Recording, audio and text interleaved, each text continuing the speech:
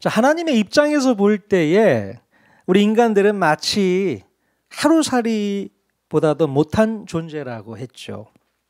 하지만 무지하고 무능력하기 짝이 없는 우리들에게 당신의 이름을 가르쳐 주시고 또 당신이 어떤 존재인지를 친절하게 설명해 주시기까지 하셨습니다. 그리고 우리 하나님은 어떤 분이시라고 말씀드렸습니까? 뭐 어떠한 분이라고 단정지어 말할 수 없다 말씀드렸죠. 왜냐하면 우리 하나님은 인간의 상상과 경험을 초월한 무한한 분이시기 때문에 그렇습니다. 그러면 우리가 하나님을 믿을 때에 우리 하나님을 내 생각의 체계 안에 가둬두고서 믿어서는 절대로 안 된다는 것이죠. 그리고 하나님의 뜻과 하나님의 계획과 하나님의 섭리가 나의 논리로는 이해가 되지 않는다고 해도 그것이 하나님의 문제가 하나님을 도무지 이해하지 못하는 무지무능한 우리의 문제라는 것을 반드시 깨달아야 됩니다. 그러니 이해가 되지 않는다고 해서 절대 오해는 하지 마시라. 하나님이 이해가 안 됩니다. 네가 문제인 거죠. 하나님이 문제가 절대 아닌 것입니다. 예전에 한 30년 전에 컴퓨터 사양이 그랬습니다. 386 컴퓨터 들어보셨어요? 486 컴퓨터. 한 30여 년 벌써 된 것 같습니다. 그때 쓰던 컴퓨터로 요즘에 사용하는 묵직한 프로그램을 설치를 하려고 하면 설치가 될까요? 안 될까요? 설치 절대 못합니다. 안 돌아가요. 어쩌면 우리가 신앙생활을 처음 시작할 때의 그 수준이 바로 30년 전에 그 386, 486 컴퓨터 정도의 사양밖에 되지 않지 않겠나라는 생각을 해보게 됩니다. 그러니까 우리는 그래요. 하나님의 말씀 한 구절도 제대로 소화를 못 시키잖아요. 왜 그렇습니까? 사양이 안 되는 거야. 말씀이 내 안에서 세팅이 안 되는 거죠. 그러니까 어떻게 해야 됩니까? 컴퓨터 사양을 늘려가듯이 우리의 영적인 사양도 세팅이 더 잘 이루어져야 되는 것이죠. 업그레이드를 빨리 시키셔야 됩니다. 엄청난 프로그램이 내 마음 가운데 좀 들어오려고 막 하고 있는데 그걸 못 받아들이면 세팅이 안 돼요. 세팅이 안 되면 작동이 안 됩니다. 뻥난다고 하죠. 다운이 됩니다. 그런 신앙생활을 우리가 여전히 해서는 안 되지 않겠나 생각이 되어집니다. 그래서 여러분 시간이 오래 흐르고 지나면 지날수록 여러분의 믿음의 사양이 더 업그레이드 되셔야 돼요. 그래서 어떤 말씀이 들어와도 그 말씀이 내 안에서 작동되게 만드셔야 되는 겁니다. 아시겠습니까? 자, 오늘 본문에서 볼 수 있는 모세의 모습이요, 안타깝게도 바로 구형 컴퓨터 수준이라는 것을 확인할 수 있게 됩니다. 하나님께서 무슨 실행 명령을 내리면 계속 버벅거리면서 다운이 돼버려요. 지금 모세의 모습이 지금 그런 모습이거든요. 모세의 그 시스템 사양이 하나님의 실행 프로그램을 깔기에는 아직 역부족인 것 같습니다. 도대체 모세는 무엇 때문에 하나님의 명령을 받아들이지 못하고 있는 것일까요? 단순히 이때 나이가 80세잖아요. 80세가 되었기 때문에 육신적으로 너무 힘들어서 받아들이지를 못하는 것일까? 어떻습니까? 자, 오늘 읽지는 않았지만 모세가 무슨 변명을 하고 있는지 우리가 한번 살펴보도록 하겠습니다. 출애굽기 4장 1절 말씀 같이 읽겠습니다. 시작. 모세가 대답하여 이르되 그러나 그들이 나를 믿지 아니하며 내 말을 듣지 아니하고 이르기를 여호와께서 내게 나타나지 아니하셨다 하리이다. 네, 모세는요 히브리 백성들이 자신의 말을 듣지 않을 것이라고 변명을 하고 있습니다. 모세는 왜 이런 생각을 하는 것일까요? 무슨 이유 때문에 그럴까요? 자, 모세의 마음 가운데 아주 큰 상처로 남아있는 한마디의 말이 잊혀지지 않았던 거예요. 도대체 무슨 말을 들었길래요? 자, 출애굽기 2장 14절 말씀 같이 한번 읽어보겠습니다. 시작. 그가 이르되 누가 너를 우리를 다스리는 자와 재판관으로 삼았느냐. 자, 모세가 젊었을 때에 자기 동족으로부터 듣게 되었던 이 뼈 때리는 말 한마디, 이 말이 모세의 마음 가운데 확 와닿았던 거죠. 야, 네가 도대체 무슨 상관인데 우리더러 이래라 저래라야? 네가 우리 재판관이라도 되는 거야? 네가 우리들 지도자야? 이 소리잖아요.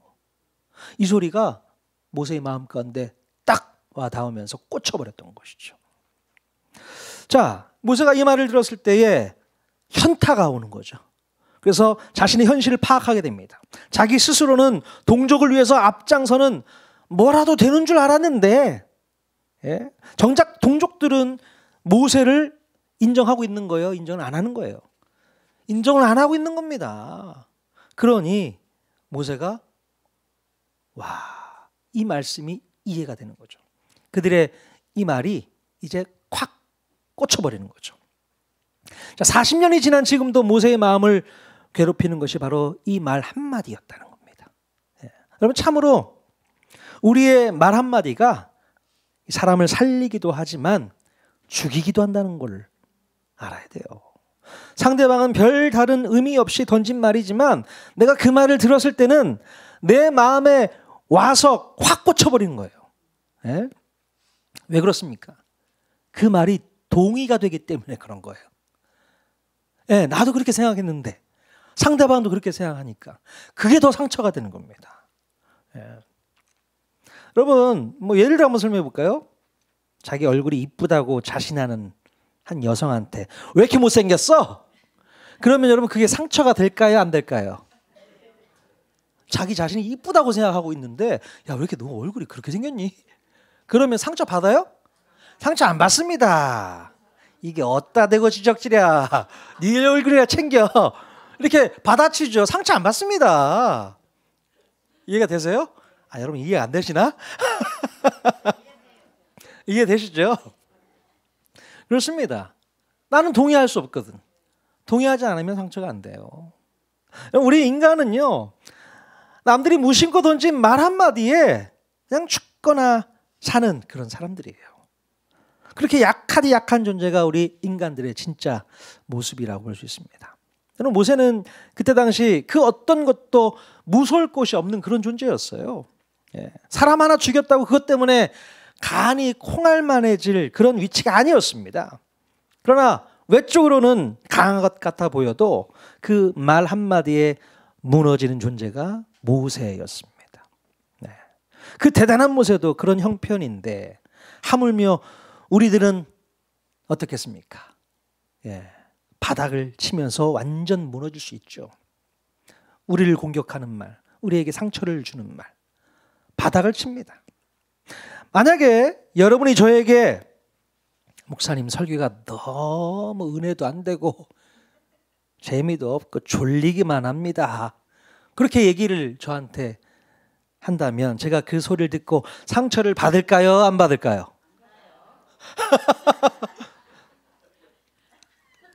예전 같았으면 제가 상처를 아주 심하게 받습니다. 예. 그 말이 너무나도 동의가 되니까 상처가 되죠. 나도 그렇게 생각하고 있었는데 너희들도 그렇게 생각하고 있어? 옛날 같았으면 그런 생각이 들 텐데요.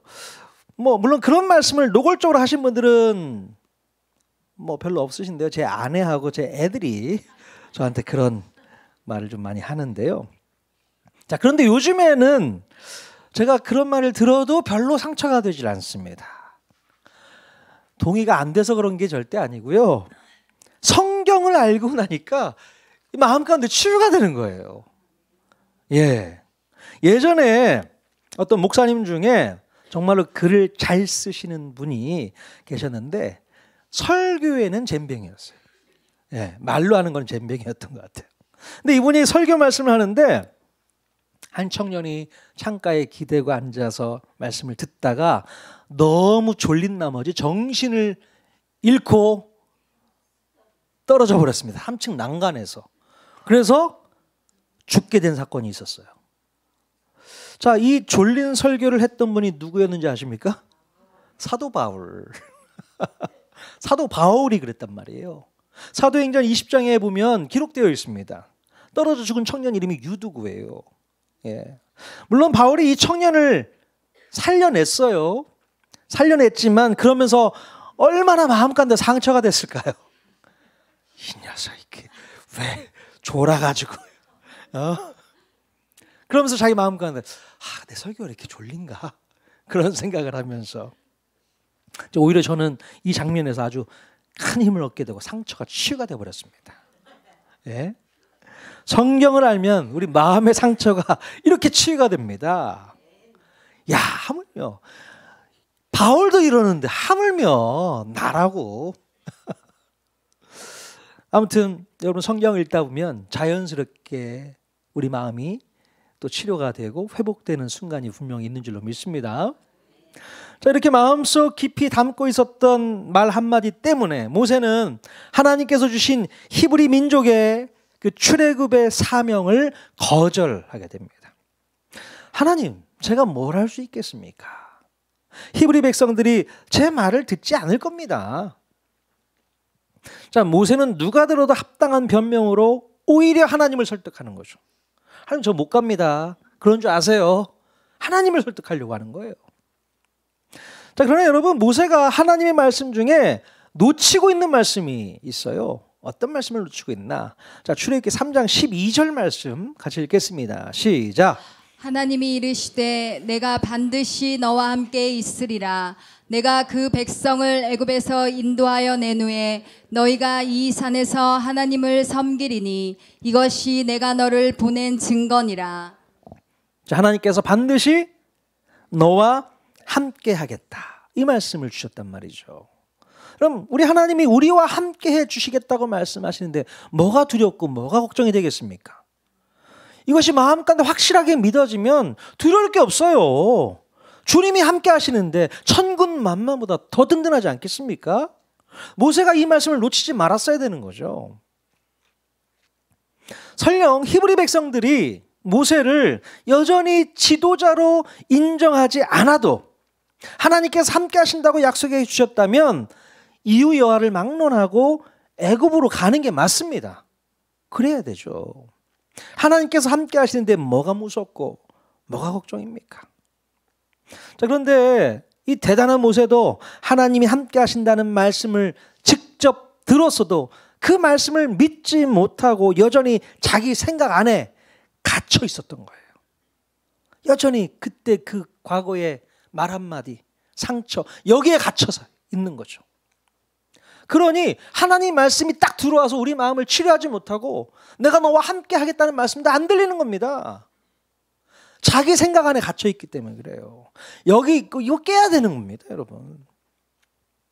그거 깨지 않으면 하나님 말씀이 아무리 선포되어 들어와도 그 말씀이 나에게 효력을 발생하지 못해요. 그럼 그거 깨십시오. 우리 하나님의 말씀을 들었을 때에 그냥 믿음으로 받아들이면 되는데 그 말씀이 진심으로 믿어지지 않고 받아들여지지가 않는 거예요, 지금. 왜냐하면 자꾸만 자기 생각, 자기 논리 안에 그 말씀을 가두어 두는 거니까. 안 믿어지고 그 이상의 어떤 스토리가 상상이 되질 않는 겁니다. 하나님께서는 무궁무진하신 분이잖아요. 그러니 우리가 상상치 못할 일들도 계획하고 이미 다 펼쳐나갈 준비를 하고 계시는데 우리는 내 생각 안에 가두어 놓고 그 안에서만 썩고 있는 거예요. 그러니 이 답답한 일이 발생하고 있는 거 아니겠습니까? 또 예전에 실패의 경험이 있다 보니 더더욱 안 믿어지는 거죠. 한번 실패하고 나면 그것이 아주 뿌리 박히에요. 내 마음 가운데 뿌리가 박혀져. 그래서 안 믿어지는 겁니다. 예. 또 우리 마음에 깊이 새겨진 상처가 우리의 발목을 붙잡고 있기 때문에 그렇습니다. 그럼 이 모든 문제가 뭐 때문인지 혹시 아십니까? 이 문제의 원인이 뭘까? 바로 아직도 우리 믿음의 사양이 업그레이드되지 않아서 말씀 적용이 안 되는 거예요. 예. 우리가 하나님에 대한 지식도 없고 하나님을 경험한 경험치도 적기 때문에 그렇습니다. 아직도 신앙생활이 뭔지 모르겠고 믿음이 생기지도 않고 여전히 의심만 생길 수가 있습니다. 예. 심지어 하나님께서 말만 하시고 아무것도 하지 않을 것 같은 그런 불신도 있는 거죠. 하지만 여러분 너무 걱정하지는 마십시오. 예. 모세도 이런 시절이 있었다는 것을 성경을 통해서 알고 나면 그래 모세도 안 믿었어. 모세도 두려워했어. 예. 이제 그거 생각하면 우리의 부족한 모습이 그래도 괜찮습니다. 이해가 됩니다. 그럴 수 있겠지 뭐. 예. 저렇게 갈피를 못 잡고 있는 모세에게 하나님께서는 3가지의 이적을 보여주시게 돼요. 야, 너 이거 좀 보고 마음까지 확신 좀 얻었으면 좋겠다. 이 3가지 이적이 뭔가 한번 봤으면 좋겠는데요. 첫 번째 이적은 무엇이냐? 바로 모세의 지팡이를 뱀으로 변하게 하는 이적을 보여주십니다. 자, 출애굽기 4장 2절에서 3절 말씀 같이 한번 읽겠습니다. 시작.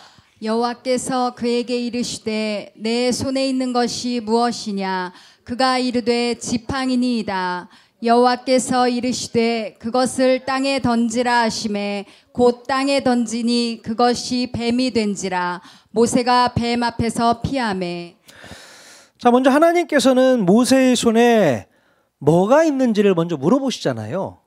야, 네 손에 뭐가 있니? 도대체 왜 이걸 물어보시는 걸까요? 몰라서 물어보시는 겁니까? 자, 하나님께서는 우리를 통해서 일을 하실 때에 우리에게 뭔가 새로운 무기를 주시려고 애쓰지 않으세요. 야, 너 지금 가진 게 아무것도 없네. 뭐 새로운 거 이거 한번 가지고 한번 열심히 한번 해봐. 이렇게 하지 않는다는 거예요. 그냥 이미 우리에게 주어진 그 익숙한 것을 가지고 일하게 하신다는 겁니다. 예. 모세는 광야에서 40년 동안 지팡이 하나 의지해서 양떼를 이끌었지 않습니까? 모세에게 가장 익숙한 것이 무엇이었어요? 지팡이였습니다. 예. 지팡이 하나로 일해 왔기 때문에 그 지팡이를 사용케 하신다는 겁니다.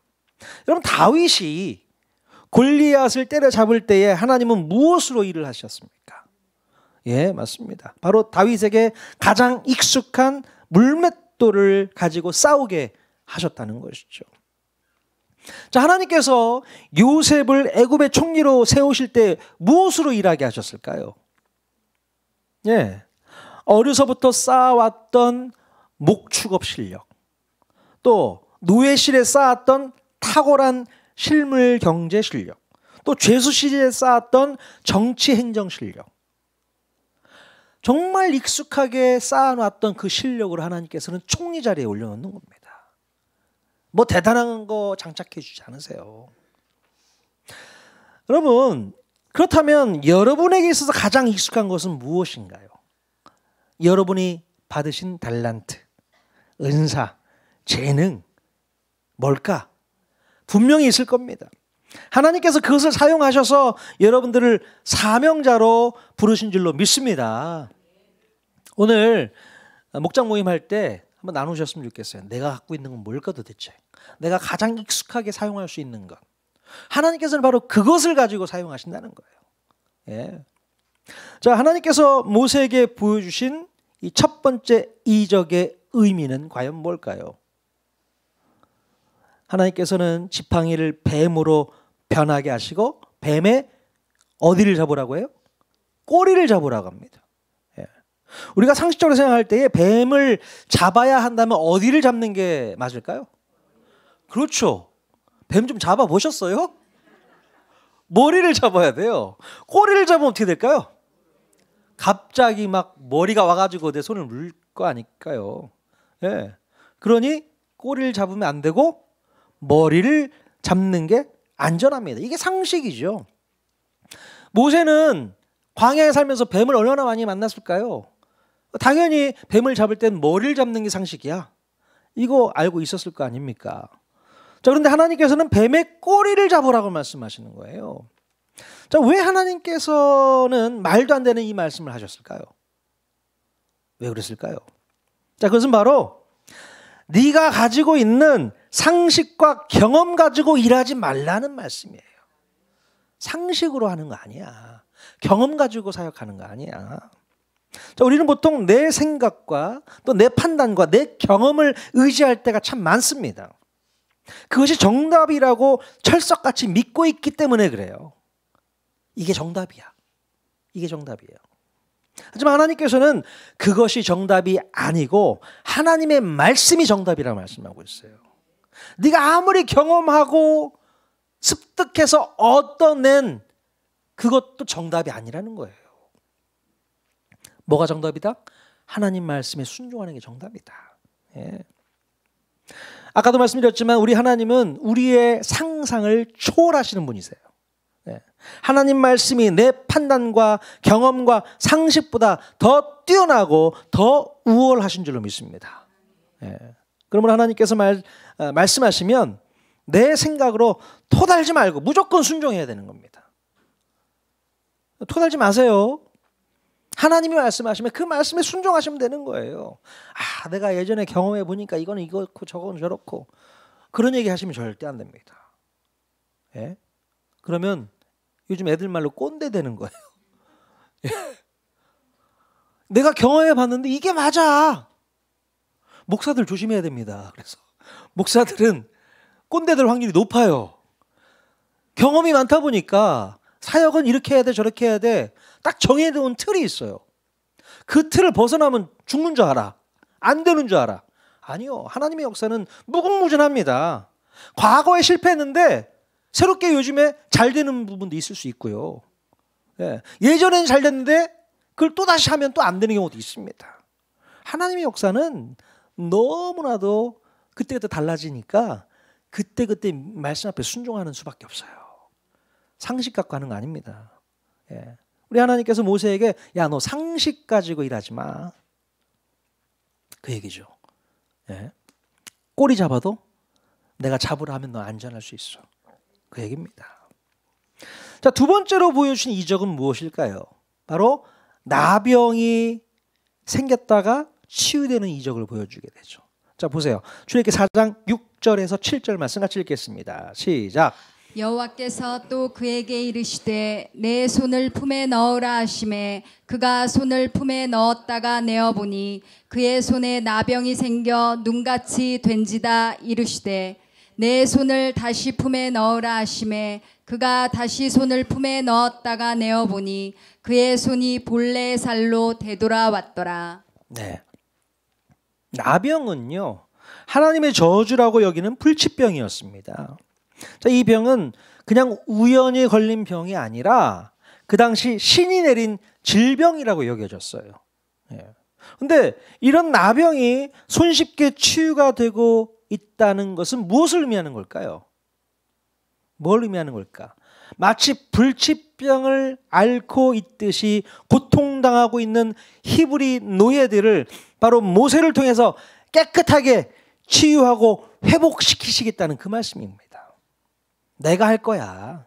내가 한다고. 나병은 뭐 약 먹어서 낫는 병이 절대 아니거든요. 하나님이 고치시는 병입니다. 그러니까 너를 통해서 내가 히브리 백성들 고칠 거야. 회복시킬 거야. 구원해낼 거야. 그 얘기를 하고 있는 것입니다. 자, 세 번째로 보여주신 이적은 무엇입니까? 바로 나일 강물을 피로 변화시키는 이적입니다.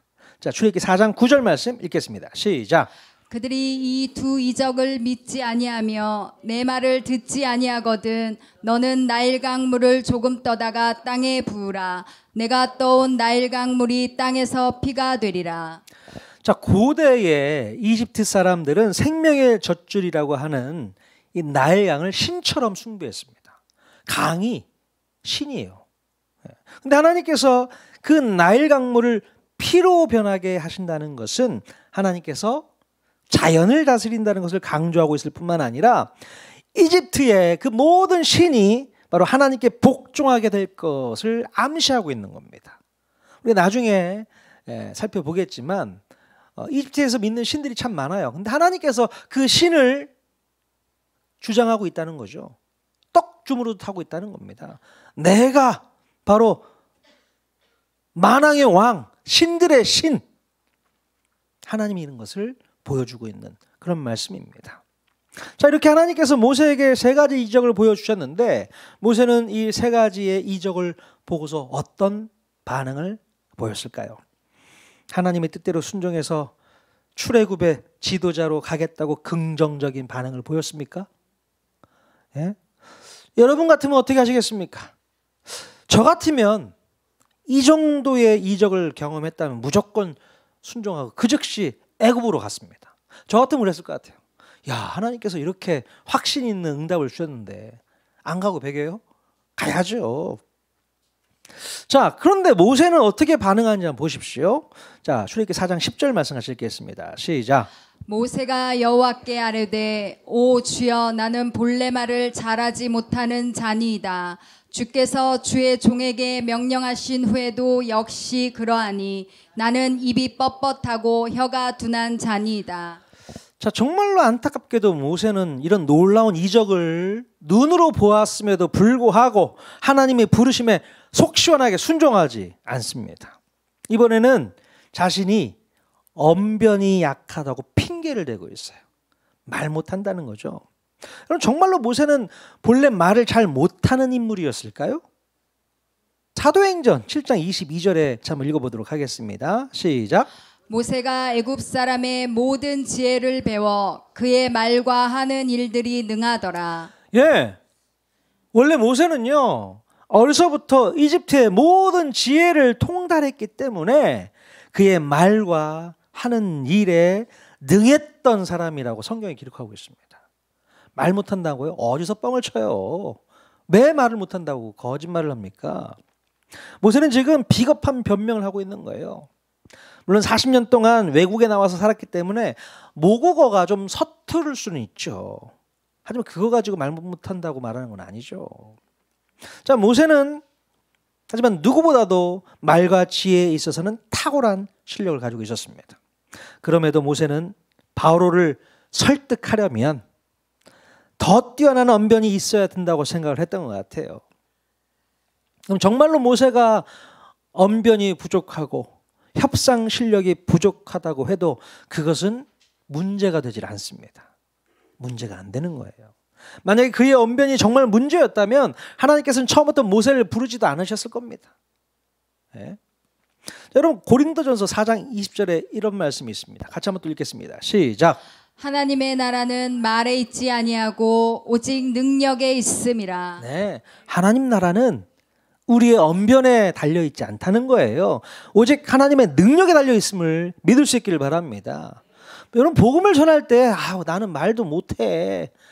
조리 있게 말을 못해. 그래서 복음도 못 전해. 천만의 말씀이에요. 그렇게 복음이 증거되는 거 절대 아닙니다. 말 잘한다고 상대방이 야 이해가 다 되네 이렇게 반응할 줄 아세요? 말 잘하면요 아이고 말만 잘하네 더 욕해요. 말 못해도 진심이 느껴지고 뭔가 능력이 느껴지는 그 순간에 그 사람 마음이 변화되는 것을 여러분 아셔야 됩니다. 말 못한다고 걱정하지 마십시오. 네. 자, 하나님께서는 모세의 이런 변명이 뭐라고 답변을 하시는가? 뭐라고 답변하세요? 야, 누가 사람의 입을 지었어?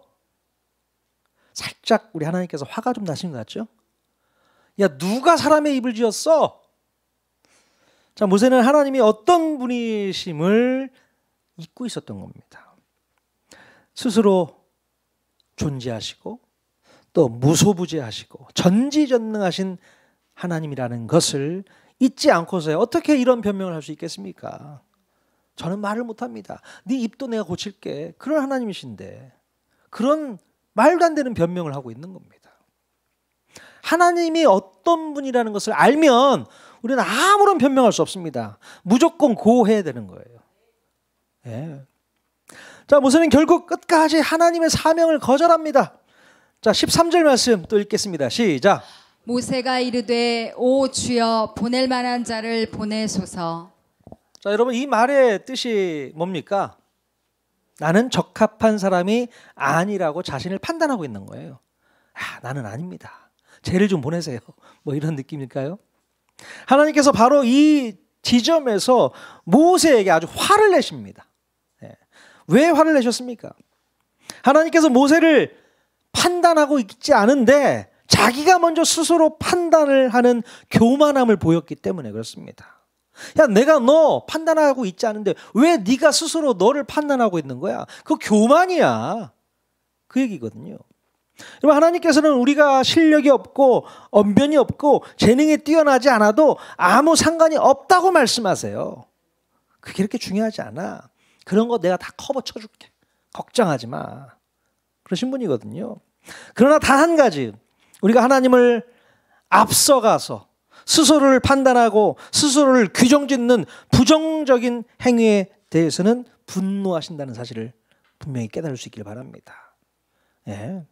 왜냐하면 이런 모습은 하나님 앞에서 교만한 모습이기 때문에 그렇습니다. 여러분, 하나님께서 판단하시기 전에 내가 먼저 판단하는 것은 교만입니다. 죄입니다. 아, 나는 못해. 나는 안 돼. 아유, 어떻게 해. 여러분, 하나님께서는 전지전능하신 분이시기 때문에 모세가 없어도 하나님 혼자서도 히브리 백성들을 출애굽시킬 수 있는 그런 분이세요, 여러분. 예? 모세가 아니어도 다른 사람을 또 사용할 수도 있고요. 자, 하나님께서 뭐가 아쉬워서 모세에게 사정하면서 사명을 맡기셨겠습니까? 우리 하나님은요, 뭐가 아쉬운 분이 절대 아니고요, 뭐가 부족한 분도 절대 아니십니다. 예. 하지만 하나님께서 우리 모두에게 사명을 맡기시는 이유는요, 바로 우리가 그 사명을 감당하면서 하나님과 더욱 친밀해지고 하나님의 손에 더욱 붙들리고 이끌려서 이 땅을 살아가기를 원하시기 때문에 그렇습니다. 그래서 우리에게 사명을 주신다고 저는 믿습니다. 그러니 사명이 없는 사람이 없고 사명을 주시지 않는 사람은 아무도 없습니다. 다 사명이 있어요. 예수님을 믿고 구원받은 우리들은 모두 다 사명자임을 기억해야 될 줄로 믿습니다. 오늘 직분자로 임명받은 분들만 사명자가 아니고 우리 모두가 다 사명자라는 사실을 꼭 기억할 수 있기를 바랍니다. 그렇다면 내가 어떤 사명을 받았는지 여러분 곰곰이 한번 생각해 보셔야 되겠죠. 난 무슨 사명을 받았지? 뭐 한태희 선교사님처럼 거창한 사명이 아니라고 해서 뭐 섭섭하거나 또 안심할 필요도 없습니다. 왜 나는 그런 사명 안 주시나? 오히려 안심이 되나요? 내가 지금 하고 있는 일이 사명이고 내가 지금 서 있는 이곳이 사명지인 줄로 믿습니다. 예. 교회에서 직분을 받는 것과 각 개인이 사명을 받는 것은 또 다른 문제예요. 예? 나는 집사도 아닌데 뭐, 나는 권사도 아닌데 뭐, 이런 생각은 하지 마십시오. 교회에서 직분 받았다고 사명자가 이고 직분이 없다고 사명자가 아닌 건 절대 아니라는 얘기입니다. 예. 아까도 말씀드렸지만 우리 이영주 집사님 출국하시면서 제가 사명자로 임명을 했습니다.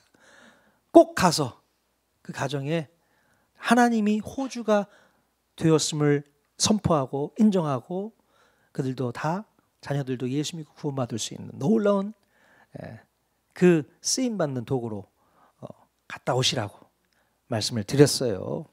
예, 정말 그렇습니다. 어떤 사명을 받아서가 아니라 내가 있는 곳이 사명지라는 걸 꼭 기억할 수 있기를 바랍니다. 예, 제 친구 목사님 중에 한 분이 목사님이에요. 그러니까 목사의 사명이 있겠죠. 하지만 또 다른 사명이 있습니다.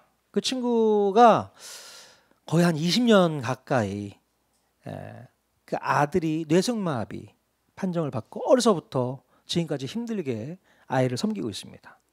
또 아내가 20년 전에 뇌출혈로 쓰러져 있어요. 그래서 계속 병원에 있습니다. 여러분, 왜 이렇게 힘들고 어려운 일을 하나님께서 맡기셨는가? 저는 그걸 사명이라고 생각합니다. 특별히 그 목사님에게 주셨던 그 사명. 몸이 힘들고 어려운 아들, 아내를 돌보고 섬기는 게 그분에게는 그게 사명이었던 거예요. 하나님께서는 그 사명을 주신 겁니다. 그 사명을 감당할 수 있게 해달라고 기도하면서 지금까지 열심히 감당하고 있습니다. 예. 여러분, 우리가 어떤 사명을 받든지 두려워하지 말고 감사하시고 끝까지 잘 감당할 수 있기를 원합니다. 예. 보낼 만한 자를 보내소서. 보낼 만한 자가 너기 때문에 너에게 사명을 준 거라는 것을 꼭 기억하시고, 오늘 우리에게 주신 사명 감사히 받고 충성스럽게 주님을 섬기는 저와 여러분 모두가 다 될 수 있기를 주님의 이름으로 간절히 축원드립니다. 아멘.